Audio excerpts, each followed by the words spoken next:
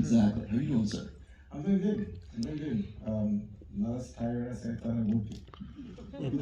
What is it like normally, without a strike, you have a cast to help promote something. So Yeah. what the hell has it been like being the one who has to get out there and like talk to everyone? It's been intense. I don't like to be in front of the cameras. Like I don't mind having these conversations. Like I like it, but being in front of the camera for hours and hours and hours, and then having to travel.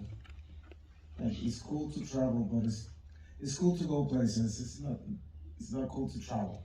Like it gets very tiresome after a while, and the jet lag and the hour changes.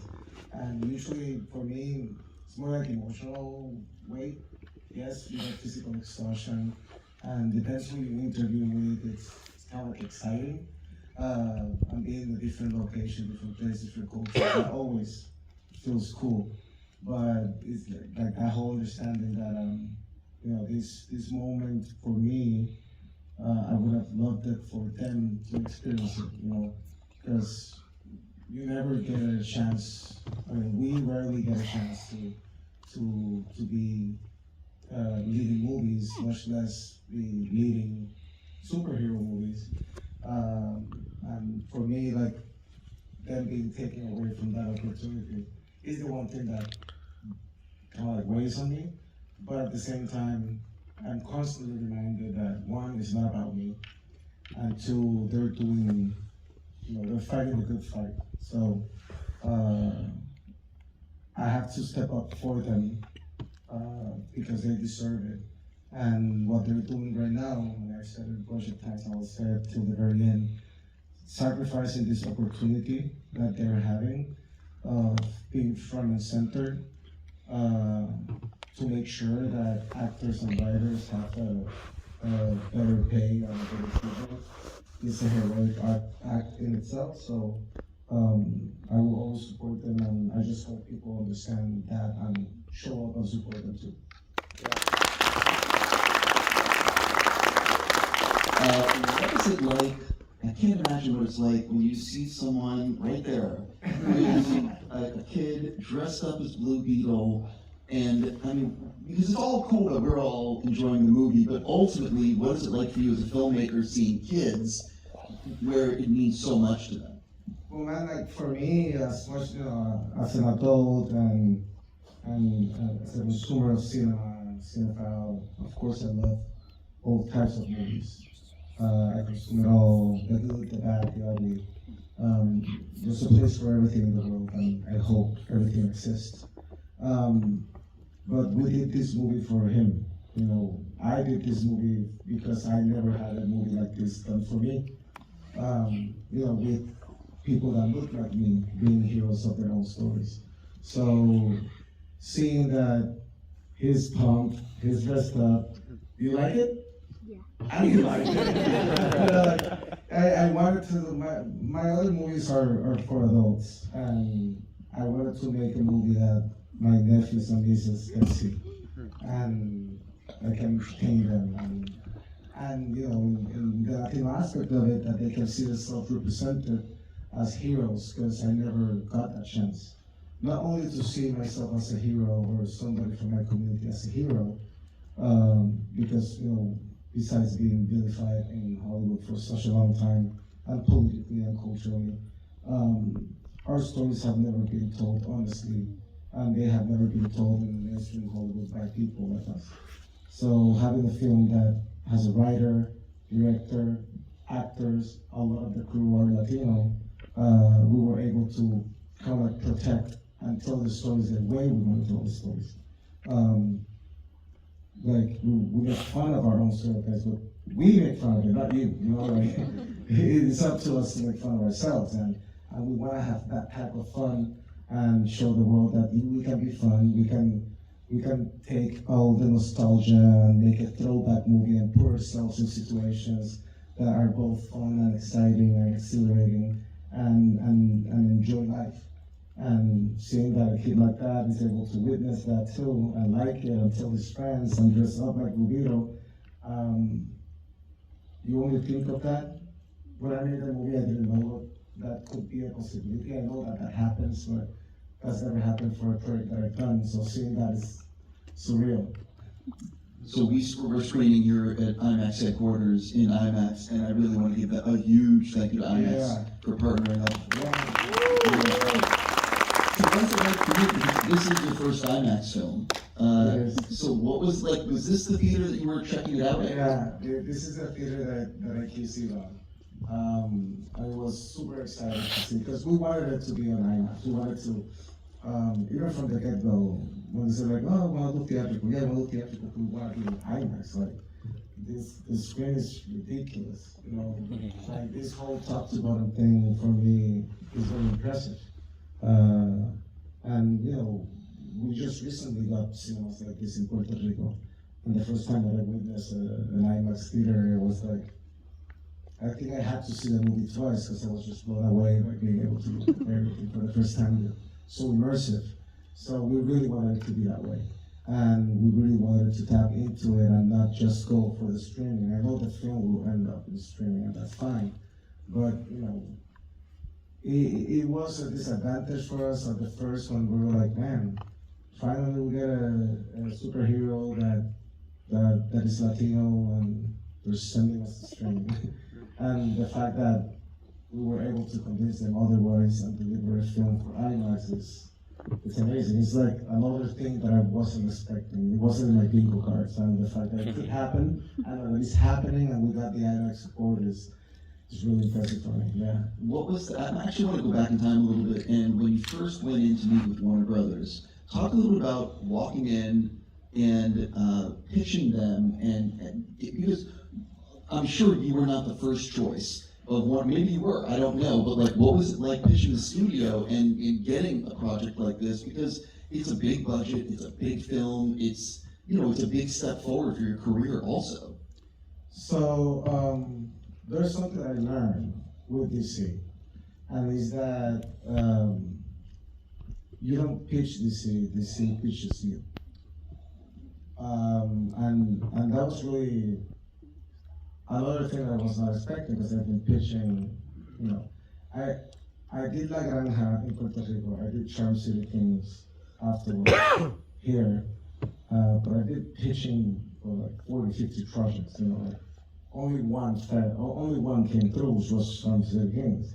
And after that, when we were gonna go to theaters after we premiered in Sundance, the pandemic hit. So we were all in lockdown. I was in lockdown in Puerto Rico.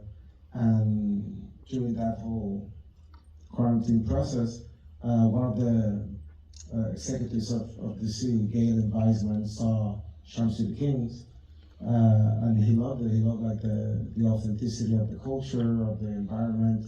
He loved the heart that we had and how much care I put into our characters, which is what I love to do. And they enjoyed the chase sequence that the film has in the middle of the movie. And I get a call from DC, and I thought it was a general meeting, but it was actually going to pitch me something. And I went in to pitch Bane, because I wanted to make him, I still want to make an origin story about Bane, I think. I see a couple nods, yeah, you know, it's cool. Yeah. And then they were like, yeah, that's cool, but you know, that whole thing belongs to Matt Reeves. And I'm like, okay. But we got something for you, Blue Beetle.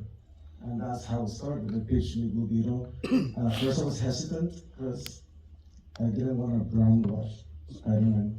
You know, I didn't want to fall into the tropes of the same rhetoric that Hollywood keeps perpetuating about Latinos. And they were like, you have to read the script. It's written by Gary Dunarcosen. He's a Mexican from Querétaro. And, you know, you read it. So when I read it, that's when I got convinced. Because it had all the authenticity that only somebody from that community, from our community, would actually understand. And I realized right there that, you know, the story of Blue Beetle and the representation was in good hands. So I was wrong. You were the first choice. I was the first choice. Eating some shit. Anyway, so what do you think would surprise people to learn about making a big DC movie? I guess the bigger the project and the bigger the IP, the less control you have. That is a fact. Yeah, you would think it gets easier, it doesn't get easier. Literally more money, more problems, and that's like very neutral in the whole process of the filmmaking side. But the one thing that I did appreciate from having a project like this is that if you hire people around you that believe in the project, people that they're not just after a paycheck, but they actually read the script and they're connected to the story in each of the departments, you realize really quickly that they will have your back at the end of the day, and it's easier for you to learn how to delegate a lot of the things that in a more indie movie you have to like take to yourself, or be more in charge or hands-on. During that pre-production process, you're able to communicate your vision and get it so tight-knit that at the end of the day, they're able to protect you, to be in charge of the things they have to do, so that I can focus on the things that I care about. And I can focus on that, my indie sensibility of character first, and be protective of my actors so that they can be in that emotional state, that physical, spiritual state, to get the performances that I want to get. So it does help to be able to have a solid team that has your back, and that comes with a bigger budget for sure. Yeah, I mean, I've spoken to so many filmmakers that say if you make something for 10 million, you have a lot of control, and once every 10 million above, You start losing control. And yeah, at the end of the day, it's like working with a client. Like, I did commercials for a long time, and I think that they prepared me for the relationship that comes with working with a studio this big and with a project this big. Is that at the end of the day, you're directing, but it's their movie. Let's talk about the fact that you got to put in, for people who maybe saw it, the establishing shot, you got to put in LexCorp. I'm going to something lighter from what we were just talking about. You get to include the Daily Planet, DC nods. What does that mean to you? And were there any things, talk about some of the Easter eggs that maybe people should look out for the next time they watch. And were there any Easter eggs you wanted to do that Warner Brothers or DC were like, no chance? Yeah, so we wanted to make this, it is a very contained story. It is a new city for this universe, for the DC cinematic universe. And we really wanted to make it feel like, yes, it is its own thing, but it still lives in the bigger concept of the DC universe. And the same way that, a lot of these mega corporations have, they're in every city. We wanted to show the same thing, like LexCorp exists, like all these companies exist in the bigger, in this, like a globalized market, for better word. And that's some of the nods that exist in the movie. We also have, Jaime makes reference that I can fly, Superman can fly. Like, there is an awareness that these people exist, they just don't care about publicity or the HQs. Not yet. Not yet. Because once they find out that a Mexican kid from a poor neighborhood has a weapon of mass destruction, I'm sure they're gonna come after him. Batman is fascist. I'm sure the bugbear is tapped and surveilled by Batman. But the other part that we were having fun with, there is when they're waking Jaime up with a big vapor up. The newscast is in Spanish, but it's talking about Bruce Wayne, and I don't know. You have to pay attention to it. It's saying like the billionaire playboy Bruce Wayne just bought a dating app for $66 billion, just like making fun of Elon Musk. But there's more. At the beginning of the title sequence, for those of you guys that follow the Blue Beetle comics, there is a green light that hits the scarab, and that's a Green Lantern. If you didn't catch it, watch it again. I was thinking, pop up. Also, on the bug layer, and you see it also at the end, there's like a stack of Oreos, and everybody, you guys know, who likes to eat Oreos, you know?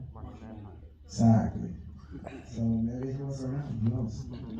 With something like that, do you think that DC realized what you were doing, or do you think it snuck through? No. Yes, that was part of the set design.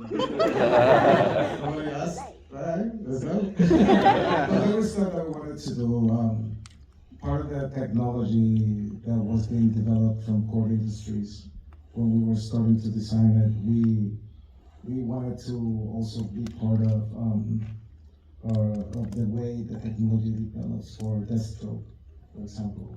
We wanted to, in the vanity or the display box in Core Industries, some of the stuff that we wanted there, we wanted to have like a kryptonite bullet, we wanted to have like a flash helmet. Like, we just wanted to give some nods, like Core Industries has had a part into the bigger lore of DC, and those were the ones that were like, nope. Nope. The movie is about 2 hours and 7 minutes or so. With credits. With credits. I know you told me previously that you needed to make a 2-hour movie. What was your director's cut that you first submitted to the studio? Like, was it like 2.5, 220? Like, what was it? No, it was 217. And was that like 10 minutes of footage that you were like super happy with, or was that like fluff that you knew was going to come out? It had fluff. It had some fluff. I knew that I still needed to trim some fat of that director's cut. And I did. We did a version where I went in and I did that trimming. And it ended up being like 206, 207. Like, it wasn't that much longer. But they really wanted it to be 2 hours. So some of the fight sequences had to be turned down. Pacing wise, rhythm wise, it had to be like rushed in some of the moments. And in the beginning, like, there's a lot of there were a lot of conversations around the gentrification of the edge keys and how that's affecting them more explicitly. And so there was more conversations about what the family is facing directly through the displacements of the locals because of court properties keeps buying people out. And there was one scene, like I said before, some action sequences needed to be cut down. There was like this, at the end, this big showdown between Carpus and Jaime, where Jaime is like losing it and he's like getting drunker and drunker with rage, and Kajida is trying to stop him, but he doesn't let. And then he ends up pummeling him. So there's like a chunk there that's not there anymore. And one beautiful scene where the family's having a really nice moment outside of the house. Well, Rudy is fixing the chapulín. While he's fixing it, there's like a really endearing moment, and Jenny's witnessing this beautiful dynamic of the family, which makes her kind of like long for that. I know we're here to promote the Well, theater. that's gonna be happening on Blu-ray maybe. I was just gonna ask you, like, well, hopefully your fans will be able to see that kind of I stuff. would love that. I would love that. They're very beautiful scenes. And really exciting set pieces too. Yeah. Maybe we'll save some for the sequel. Yeah, no, like as far as like the look and feel of it, we really wanted to hone in on and the nostalgia factor. We wanted to feel familiar in a way that feels cozy and nostalgic, and we wanted to recreate this neo-Tokyo essence of Pantera City. And you have like all these like highlighted glossy elements on the more metropolitan areas that feel more futuristic. But at the same time, when you go to the barrios, we wanted to like really live into the soil vapor, the warmth, the community aspect of it. We wanted the part of the house and the community to feel like a warm welcome, like a warm soup in a cold night, versus everything else that feels a little bit more stylized. And even like when you go to like the villains, like the Victoria's house or like the core building, there's like a sterile aspect to it, like a hyper clean. It's not at all trying to be anything more than just sterile, like her soul. And then you kind of like go inside the Victoria's house, and then you go inside the Reyes house, and you can feel like there is a warmth in the Reyes house as a contrast to the village. And as far as like the music, like we wanted the score to feel like that Tangerine Dreams energy that I miss so much and that I grew up with, and see how that kind of like fits into the superhero genre, and how those sounds give you like those Miami-esque 80s retro synth wave sounds, just to shift it a little bit, because we wanted it to feel cool, but the stuff that they listen is very much spanning from. I did a playlist coming into the project, and it would be like, what would be each of the songs that each family member would have on their phones, and let's create that playlist and just tell the story of music that they will listen, from old songs that are regional to Mexican heritage, or but also like, you know, we make folk music in Latin America, we make 80s music in Latin America, we consume American music too, from Motley Crue, and you know, we wanted to make it plethora because we consume everything. We're not one particular thing, so we wanted to feel like they exist in the real world. They don't exist in the village far away. They exist, and even if they exist in the village far away, they consume this too. Like, I listen to all the music living in a small island in the Caribbean. So it's kind of like, how can we open ourselves to the world? And I think that that's where it is, understanding that we also consume pop culture and we like it and we hear it and we can have fun with it too.